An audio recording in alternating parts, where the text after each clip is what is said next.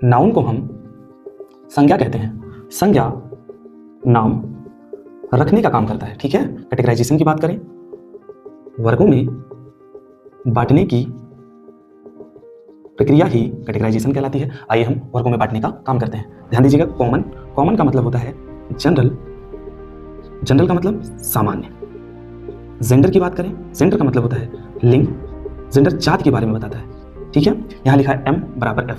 पिछली क्लास में हमने मैस्कुलिन जेंडर को पढ़ा था और फेमिनिन जेंडर को पढ़ा था। भैया मैस्कुलिन क्या करता है, पुरुषों का प्रतीक होना बताता है, और फेमिनिन महिलाओं का प्रतीक होना बताता है। पिछली क्लास में हमने सीखा है। ध्यान दीजिएगा, मैस्कुलिन जेंडर पुरुष जाति को दर्शाएगा, फेमिनिन जेंडर महिला जाति को दर्शाएगी। बट यहाँ मैस्कुलिन और फेमिनिन बराबर है। कहने का मतलब है यहाँ जनरल है, सामान्य है। सामान्य मतलब यहाँ पुरुष और महिला बराबर है, मतलब कहीं भी कॉमन जेंडर आ जाएगा तो आपको दोनों को बराबर में रखना है। जैसे सर, कहने का मतलब है ये लिंग जाति से परे होंगे।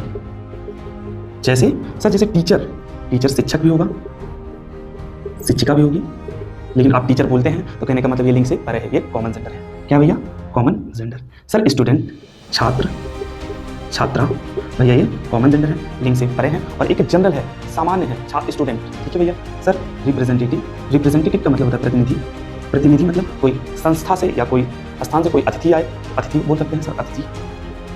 अब अतिथि क्या है भैया, सर अतिथि लिंग से परे है, कोई अतिथि आ रहा है, बात खत्म। तो कहने का मतलब है ये सब आप ऐसे बहुत सारे शब्द बना सकते हैं, ठीक है। तो ये हमारा कॉमन जेंडर हुआ, ठीक है। ठीक, आगे यहाँ देखिए सेम चीज़, कॉमन जेंडर। सर कॉमन का मतलब सामान्य होगा, जेंडर का मतलब होगा लिंग, ठीक है। यहाँ हम M = F को चेक करते हैं। सर यहाँ लिखा है मैस्कुलिन, मैस्कुलिन क्या करता है भैया, सर पुरुषों का प्रतीक होना बताता है। जैसे सर कहीं रूड, रूड का मतलब सर रूखा, रूड मतलब रूखा, ऐसे शब्द आ जाएं तो ये पुरुषों का प्रतीक होना बताएंगे। तो कहने का मतलब है ये है मैस्कुलिन, ठीक है। सर स्ट्रेंथ, कहीं ताकत की बात हो जाए, स्ट्रेंथ का मतलब क्या होता है, ताकत। इसमें आपको ऐसे शब्द मिलेंगे जो पुरुषों का प्रतीक होना बताएंगे, तो सर मैस्कुलिन, ठीक है। सर रिजिड, रिजिड का मतलब होता है कठोर, सेम काम, कठोर में कहीं आपको ऐसा मिल जाएगा जो पुरुषों का प्रतीक होना बताएगा, सर मैस्कुलिन।